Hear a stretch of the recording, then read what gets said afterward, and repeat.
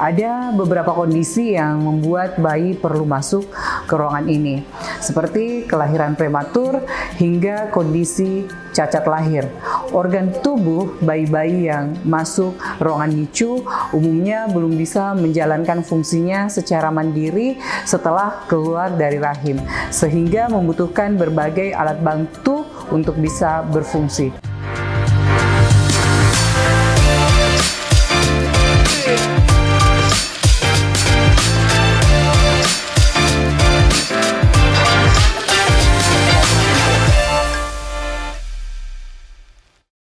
Assalamualaikum warahmatullahi wabarakatuh. Salam LB sehat, salam Sipaka Baji. Baiklah para pemirsa, pada episode kali ini kita akan berbincang-bincang dengan Ibu Dr. Beste Sarmila, SPAK, tentang bagaimana layanan ruang bayi NICU di Rumah Sakit Umum Daerah Labuan Baji. Dan di studio telah hadir bersama kita. Dan baiklah, sebelum kita bincang-bincang dok, kami akan menyapa dulu. Assalamualaikum warahmatullahi wabarakatuh dok. Waalaikumsalam warahmatullahi wabarakatuh. Bagaimana kabarnya dok? Alhamdulillah baik, sehat. Terima kasih banyak dok, karena di antara kesibukan dokter meluangkan waktu bersama kita di studio ini untuk memberikan kita informasi terkait layanan ruangan bayi NICU di Rumah Sakit Umum Daerah Labuan Baji. Baiklah dok, kita akan mulai bincang-bincang kita. Yang pertama saya ingin menanyakan apa itu pelayanan ruangan bayi NICU di rumah sakit dok?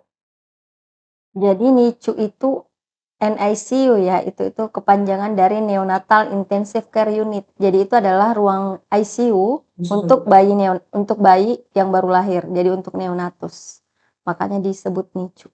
Jadi bayi yang baru lahir dan mengalami masalah kan ditempatkan di situ ya dok ya? Ya, jadi bayi yang baru lahir terus dia misalnya bermasalah sesak napas, bayi yang lahir prematur ya, terus ada distress nafas, itu akan dirawat di ruang NICU.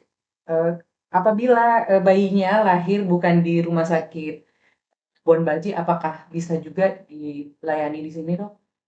Tidak semua rumah sakit punya fasilitas NICU ya. Jadi hanya beberapa rumah sakit tertentu. Jadi alhamdulillah Labuan Baji punya NICU itu suatu kesyukuran yang luar biasa. Iya. Waktu awal ke Labuan Baji saya bertugas, belum boleh dibilang NICU ya. Waktu itu alatnya cuma baru 1 dan alhamdulillah sekarang Labuan Baji sudah banyak berkembang, CPAP-nya sudah banyak, ventilator juga sudah punya. Alhamdulillah ruangannya juga sudah lumayan lah kapasitasnya. Oh, tapi kalau misalnya bayinya lahir bukan di rumah sakit luar, iya, berarti mereka akan melakukan sistem rujukan ke rumah sakit Labuan Baji pakai sisrute.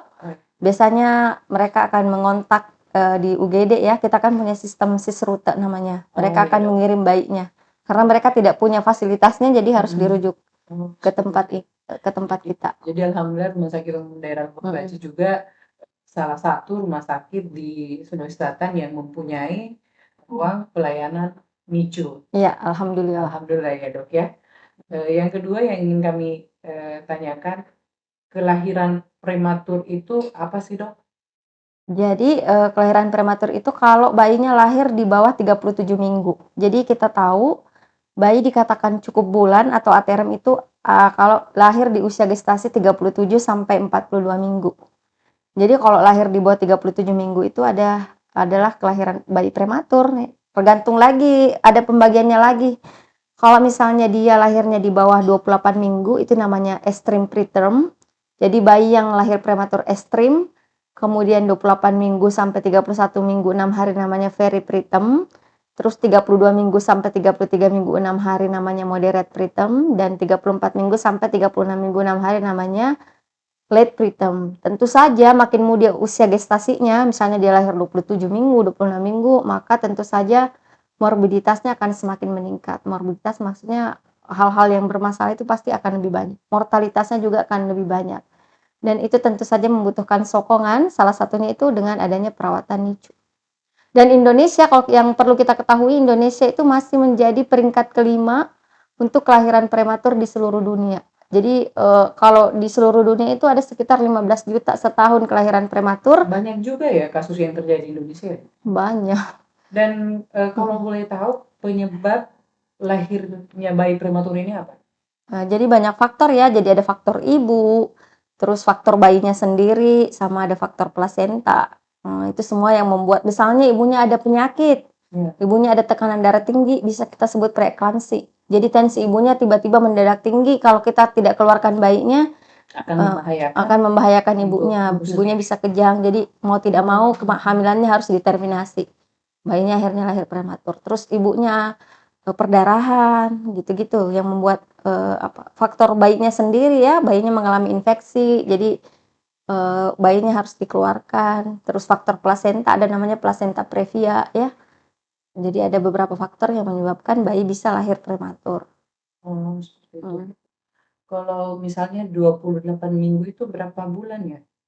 7 ya? 8 minggu sekitar 7 bulan. 7 bulan ya, Dok, Mhm ya? mhm.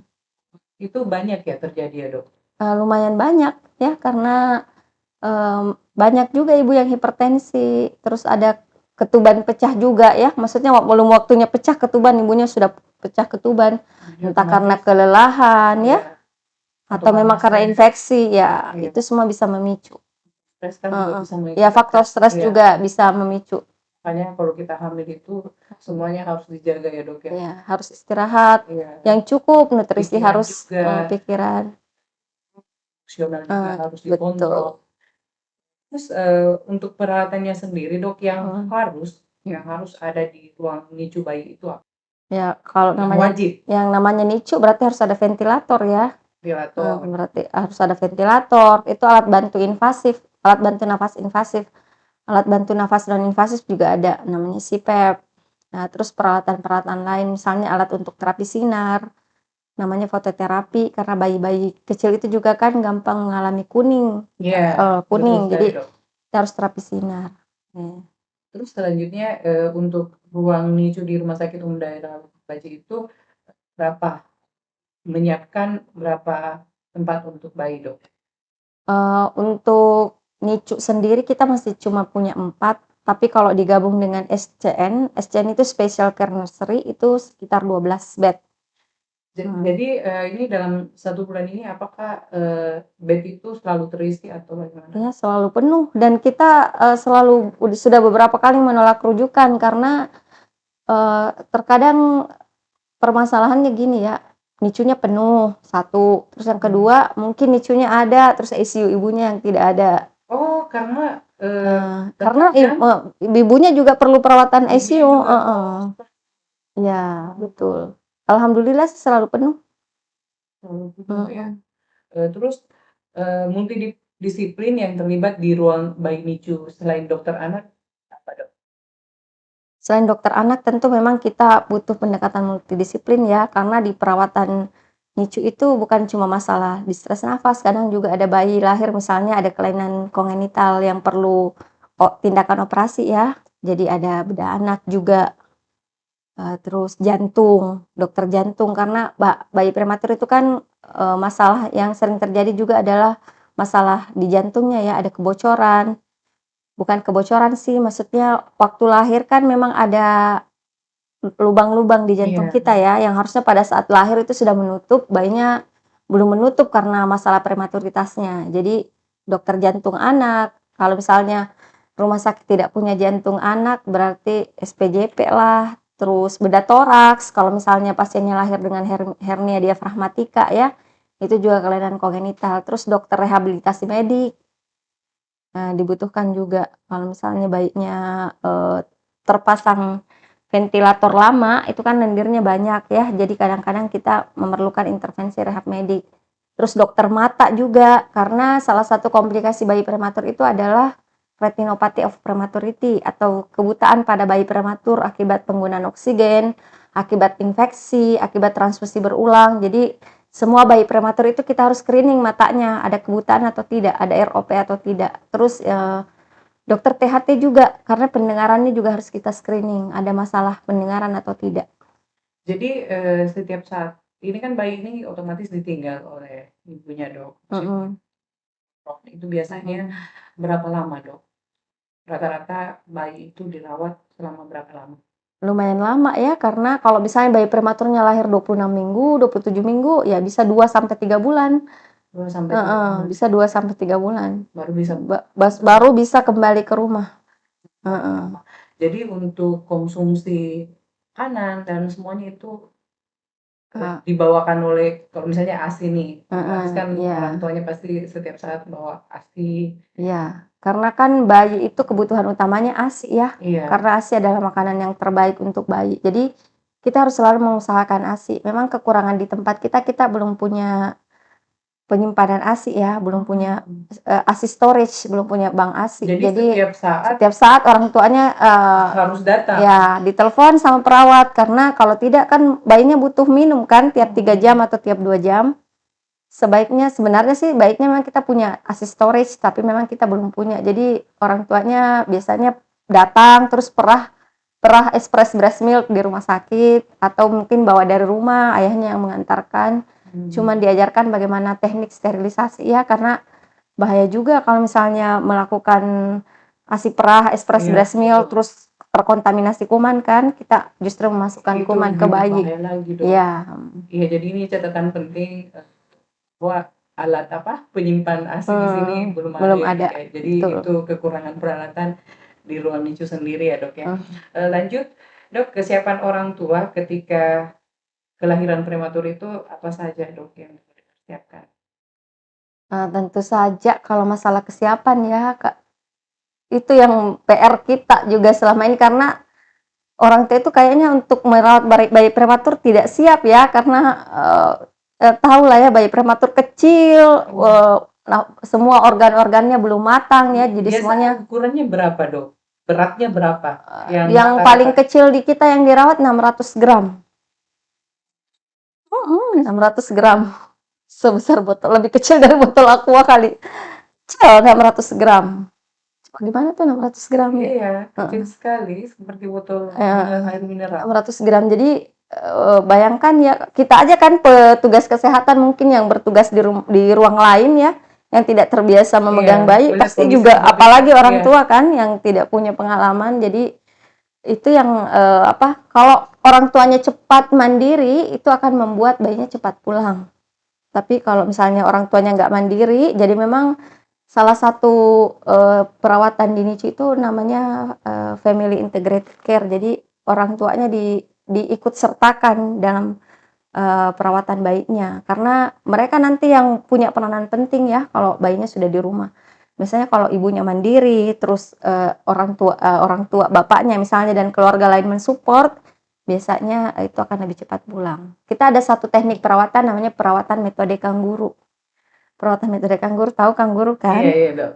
Kangguru itu meletakkan bayinya di dalam kantong, karena memang kangguru selalu melahirkan bayinya itu prematur. Jadi caranya dia menghangatkan bayinya adalah menaruh bayinya di dalam kantong. Cuma kalau kita taruhnya kan di inkubator, tapi kan tidak semua orang tua punya inkubator di rumah. Inkubator kan mahal, jadi ibulah yang belum sebagai peralatan yang lainnya ya, ya untuk mata, untuk jadi ibu jadi pengganti inkubator.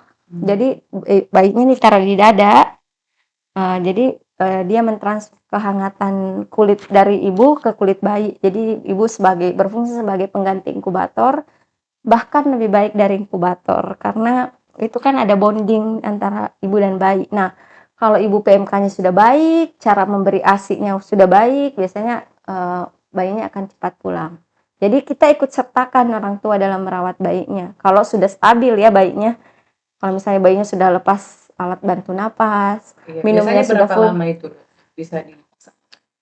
Biasanya sih cepat sih, tergantung usia gestasi. Tergantung usia gestasi. Kalau misalnya yang 7 bulan itu 1 minggu? Oh enggak, kalau itu bisa lebih lama. Oh, bisa lebih lama. Tergantung. Kan pernah nih saya mendengar, Dok, saya sebagai masyarakat awam kadang katanya lebih baik bayi lahir 7 bulan daripada 8 bulan. Apa itu benar, Dok? Harusnya sih makin tua harusnya makin bagus ya. Berarti itu mitos ya, karena ya, Dok, ya? Iya, karena harusnya makin usia gestasinya makin tinggi ya. Harusnya maturitas organnya akan lebih baik dibandingkan kalau dia lebih muda. Kalau 7 bulan kan dibanding 8 bulan lebih muda kan yang 7 bulan. Iya, tapi Itu masyarakat. tergantung mitos yang Ya berkembang betul, di masyarakat. betul sekali dok. Lanjut dok, berapa lama bayi berada di ruang bayi lucu ini? Tadi Ya, sempat itu tergantung dijawab. usia gestasi. Kalau misalnya cukup bulan ya dia dengan distress nafas ya paling 7 sampai 10 hari sudah bisa pulang. Oh ada yang sampai 10 hari sudah bisa Ya pulang? udah ya kalau bayinya cukup bulan cuma dia sesak napas. Jadi dia tidak ada masalah imaturitas Oh organ. maksudnya lahirnya 9 bulan? Ya cukup bulan, cuma Ya dia cuman sesak napas ada karena sesuatu gangguan. hal, dia bisa pulang 7 sampai 10 hari. Tapi kalau bayi prematur tergantung tingkatannya tadi, Iya, iya, klasifikasinya. betul. Makin mudah klasifikasinya dia akan makin lama di rumah sakit. Terus dok, bagaimana dengan orang tua ketika bayi berada di ruang bayi lucu? Ya tentu itu juga sudah banyak penelitiannya ya, bagaimana tingkat kecemasan orang tua ya. Ya seperti kita lah kalau misalnya ada keluarga yang masuk ICU tuh kayak mana itu kan kayak sakit kritis kan. Jadi pasti mereka cemas ya, cuman Apalagi kalau masih kecil iya sekali, betul. Cuman di situ dipegang saja kita nggak berani ya dok ya, Kit- 18 gram itu. kita selalu berusaha meyakinkan orang tua dan mengikut sertakan mereka kan melihat bayinya, merawat bayinya. Jadi eh, terkadang juga orang tua karena apa namanya, Fisikisnya mungkin ya beda-beda. Pasti ada yang cepat ada yang menerima. ada yang panikan, ada Iya, ya betul macam-macam sekali. lah. Jadi Iya, pendekatannya beda-beda, terbeda antar orang tua yang satu dengan orang tua yang lainnya. ya betul kata dokter kalau didukung oleh keluarga, Mm-mm. suami, insya Allah pasti ibu dari bayi tersebut akan cepat mandiri dan bayi tersebut Cepat pulang. bisa cepat pulang. Baik dok, sampai sejauh ini peralatan yang tersedia di Rumah Sakit Labuan Baji, seperti tadi dokter sudah singgung tapi nggak apa-apa diulang lagi dok. Ya, alhamdulillah tadi saya sudah bilang ya, kita sudah punya ventilator meskipun masih 1, Iya. kita sudah punya CPAP kita sudah ada 8, terus kita sudah punya inkubator double wall untuk bayi prematur itu ada 7, alat fototerapi masih 2, lumayan lah dibanding waktu saya tadi cerita ya, Iya, pertama waktu kali saya datang ruangannya total cuma bisa terima 4 bayi. Dokter bergabung di Labuan Baji 2017. Jadi kurang lebih 5 tahun.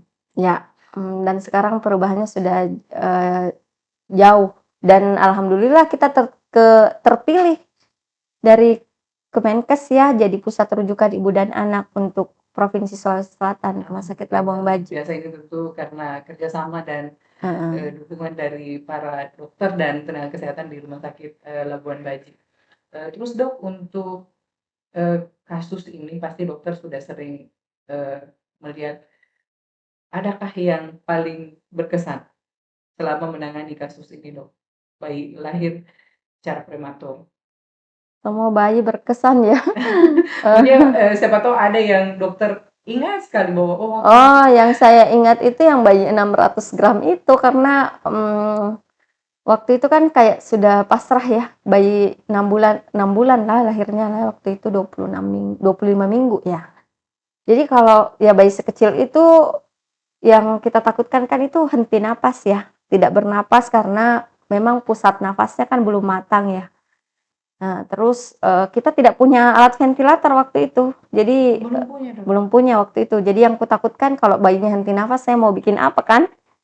Dan waktu itu masalahnya untuk rujuk kayaknya ada di sini kita tuh di Labuan Baji tantangannya banyak ya, tapi tantangannya membuat kita lebih semangat karena faktor keluarga lah, faktor biaya lah. Iya. Saya aja mendengarnya mau nangis ya. Kadang mau rujuk tapi orang tuanya ada masalah apalah, biaya lah, apalah dan sebagainya. Ya, waktu itu saya membayangkan bayi lahir 600 gram dan belum ada alat ventilator. Iya. Bagaimana? Ini seorang dokter. Iya, jadi tiap hari kerjaan saya bayinya masih hidup, bayinya masih ada. Dan pertolongan Allah terus bayinya pulang. Dan sampai sekarang? Bayinya sudah waktu itu terakhir kontrol di saya itu sudah 3 kiloan lah. Saya sudah tidak, habis itu kan saya berangkat sekolah ya, jadi tapi sampai sekarang sudah tidak tahu bagaimana. Tapi maksudnya yang saya rasa luar biasa itu maksudnya di tengah kita ya pertolongan Allah ya, kita tidak punya alat waktu itu, udah bayinya bisa survive itu bagaimana ya sukacitanya ya. Oh ya, Alhamdulillah senang kali bayinya dialami seorang ibu. Pasti kan dokter selalu was-was, aduh ini bayi kecil sekali. iya, alhamdulillah bayinya bisa. Dan yang saya senang juga orang tua bayi tuh selalu keep kontak sama saya. Jadi maksudnya meskipun bayinya sudah pulang, selalu Berapa men-WhatsApp lama kondisinya. dirawat bayi yang 3 bulan. 3 bulan? Mm-mm. Lumayan lama ya dok ya. Dan orang tuanya cepat mandiri. Ya lumayan ibunya cepat mandiri bayi itu. Oh, Jadi itu dia bisa juga salah cepat satu pulang. faktor ya, Mm-mm. makanya bayinya bisa bertahan ya Iya, dok ya. sampai kita kasih nama bayinya bayi Malika. Oh, Dirawat dengan sepenuh hati kayak iklan kayak iklan di televisi ya. iya saya jadi ikutan haru dok karena perjuangan ya. Iya, 600 gram itu ya dan bisa hidup itu luar alhamdulillah biasa dok, tanpa pertolongan Allah. Heeh. ventilator ya, betul-betul. Heeh. Ini tentu insya Allah dokter dan semua tenaga-tenaga kesehatan diberikan umur panjang dan Amin ya robbal alamin. ya pahala di hari kemudian dok. Amin. Lanjut dok, setelah bayi keluar apakah akan bisa normal? Iya, jadi salah satu tata laksana yang penting di neonatus itu dulu kan kita masih ke angka harapan hidup ya. Jadi yang mau kita yang penting bayinya hidup, yang penting Iya, ya. Sekarang yang kita kejar ini kualitas hidupnya. iya, Jangan sampai bayinya hidup tapi buta. Itu iya tadi yang betul saya bilang. ada Bayinya hidup tapi cuma di tempat tidur, cerebral ya. palsy ya. Jadi salah satu yang kita tata laksana itu ya adalah tata laksana nutrisi. Jadi bayinya itu betul-betul dari hari awal-awal kehidupan kita meskipun dia belum bisa minum langsung ya, saluran cernanya kan juga belum matang. Jadi kita kasih nutrisi namanya nutrisi parenteral. Lewat Terus mana dok? lewat infus. Oh lewat Jadi infus nutrisinya ya. lewat infus, terus Kalau bayi sekecil itu infusnya sama ya, tapi sama jarumnya yang yang kecil. lebih kecil Oh, ya. Hmm. Jadi nutrisinya terus kita harus kejar supaya dia bisa tumbuh kejar seperti bayi cukup bulan. Jadi kita akan pantau pertumbuhannya pakai kurva Venton namanya. Jadi kalau kita tata laksana dengan baik, kita screening semua masalahnya, screening mulai tadi dari kepalanya ada perdarahan atau tidak, terus dari matanya tadi, telinganya, dan masalah-masalah medis yang lain, insya Allah dia bisa tumbuh normal seperti bayi cukup bulan. berapa persen dok dari rata-rata yang bisa normal itu? Pasti kan ada juga yang kondisinya tidak bisa normal. Ya tergantung dari yang tadi yang saya sebutkan. Kalau kita Oh, rawatnya juga ya asal hidup aja, ya dia hidup hidup hidup tapi pasti ada gangguan. Heeh, ya, seperti itu. seperti itu ya dok ya. Yang terakhir dok, kontrol ke dokter, kontrol kembali ke dokter itu biasanya berapa lama dok? Prematur itu harus kontrol tiap minggu. Jadi Selama berapa tahun? dalam 1 tahun pertama dia Dalam harus satu kontrol tiap minggu. satu tahun pertama Heeh, harus. heeh, dia harus kontrol tiap minggu. Eh, kadang-kadang juga 2 minggu sih kalau dia sudah melewati fase. Kita kan ada namanya usia koreksi ya. Ya. Jadi dikoreksi umurnya karena harusnya dia masih ada dalam kandungan, terus dia sudah lahir. Jadi kita pakai usia koreksi. Jadi sampai usia 40 minggu itu kita kontrol tiap 1 minggu, terus setelahnya bisa tiap bulan. Kalau untuk rumah sakit Labuan Baji sendiri ini kasus rata-ratanya per bulan itu berapa? Sebenarnya kita angka persalinan lumayan tidak terlalu tinggi ya, karena kita rumah sakit tipe B. Ya. Jadi rata-rata yang persalinan itu sudah di rumah sakit tipe C kan rata-rata yang betul-betul yang bermasalah baru yang dikirim ke Labuang Baji. Jadi kalau angka kelahiran di Labuang Baji untuk kayak masalah prematur tidak terlalu banyak, tapi yang banyak itu yang rujukan Oh, yang rujukan dari ya. berbagai daerah, dari Karena di sini juga banyak rumah sakit khusus iya. sakit ibu dan anak. Iya, jadi kita terima rujukan dari Makassar banyak, dari rumah sakit di kabupaten di dekat kita juga banyak, kayak dari Takalar, dari Goa, dari Jeneponto, Bantaeng gitu.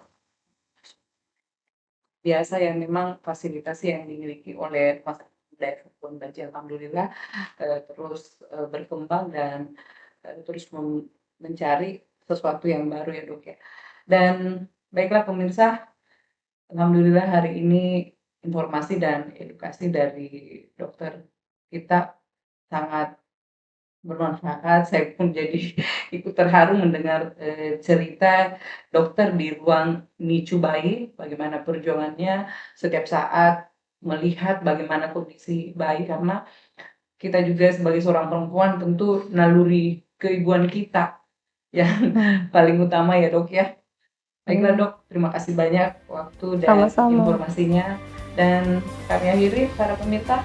Assalamualaikum warahmatullahi wabarakatuh. Waalaikumsalam warahmatullahi wabarakatuh.